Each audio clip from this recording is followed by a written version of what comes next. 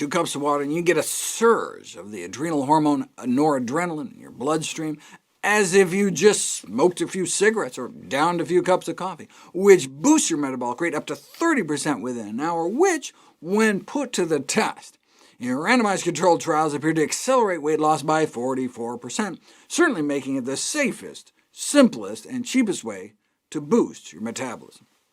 Now, if you're on a beta-blocker drug, this entire strategy may fail. Beta blockers are typically prescribed for heart conditions or high blood pressure, and tend to end with the letters LOL, such as atenolol, nadolol, or propranolol, sold as Tenormin, Corgard, or Inderol, respectively. So, for example, if you give people the beta-blocker drug metoprolol, sold as low pressure, before they chug their 2 cups of water, the metabolic boost is effectively prevented. And this makes sense, since the beta that's being blocked in beta blockers are the beta receptors triggered by noradrenaline.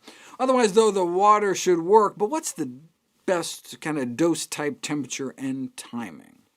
Just a single cup may be sufficient to rev up the noradrenaline nerves, but additional benefit is seen at 2 or more cups. Caution, one should never drink more than 3 cups in an hour, though, since that starts to exceed the amount of fluid your kidneys can handle.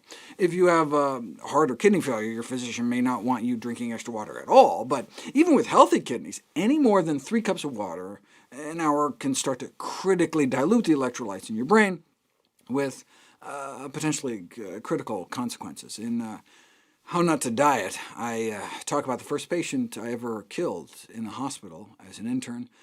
I was a guy who drunk himself to death with water. He suffered from a neurological condition that causes pathological thirst. I knew enough to order his liquids be restricted and to have his sink shut off, but didn't think to turn off his toilet. Anyways, does it have to be plain, straight water? It shouldn't seem to matter, right? I mean, water is water, whether flavored or sweetened in some diet drink, but it does matter.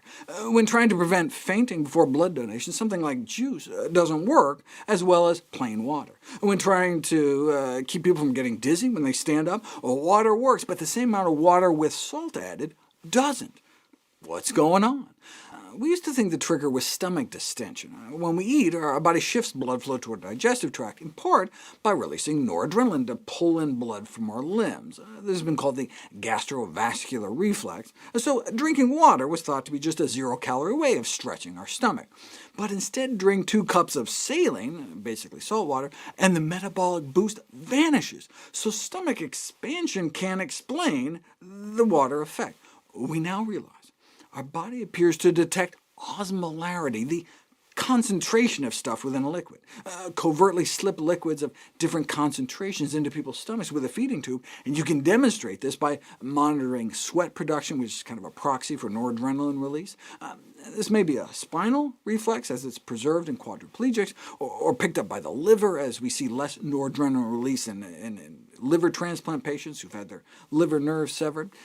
Whichever the pathway, our body can tell. Thought we only had 5 senses? The current count is upwards of 33, so maybe the Bruce Willis movie should have been called the 34th sense.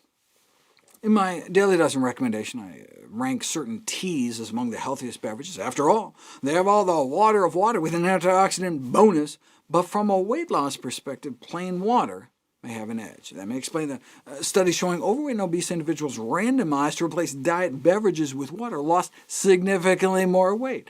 This was chalked up to getting rid of all those artificial sweeteners, but maybe instead the diet drinks were too concentrated to offer the same water-induced metabolic boost. Diet soda, tea, has about 10 times the concentration of dissolved substances compared to tap water. So plain water on an empty stomach may be the best. Does the temperature of the water matter? In a journal published by the American Society of Mechanical Engineers, an engineering professor proposed that the secret of a raw food diet for weight loss was the temperature at which the food was served. To bring 2 cups of even just room temperature water up to body temperature, he calculated, the body would have to dip into its fat stores and use up 6,000 calories. So look, just do the math, right? He says a calorie is defined as the amount of energy required to raise 1 gram of water 1 degree Celsius. So since 2 cups of water is about 500 grams, and the difference between room temp and body temp is about a dozen degrees Celsius, 500 times 12 equals 6,000 plus calories needed. Anyone see the mistake? In nutrition, a calorie is actually a kilocalorie, 1,000 times bigger than the same word used in the rest of the sciences. Confusing, right? Still, I'm shocked the paper was even published. So, drinking 2 cups of room temperature water actually only takes 6 calories to warm up, not 6,000. Now, if you were a hummingbird drinking 4 times your body weight in chili nectar, you could burn up to 2% of your energy reserves warming it up, but it doesn't make as much of a difference for us.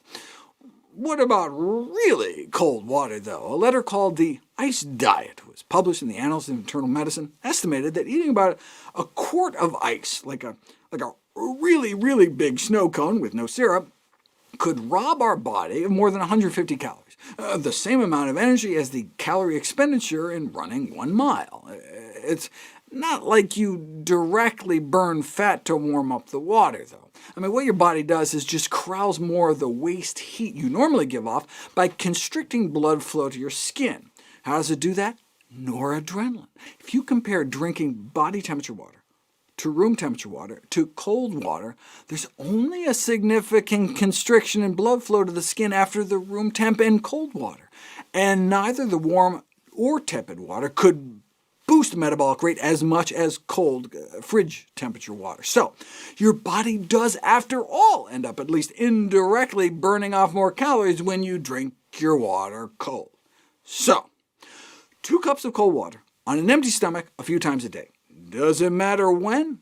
Yes, watch my evidence-based weight loss lecture to see how you can add the benefit of negative calorie preloading by drinking that water right before your meal.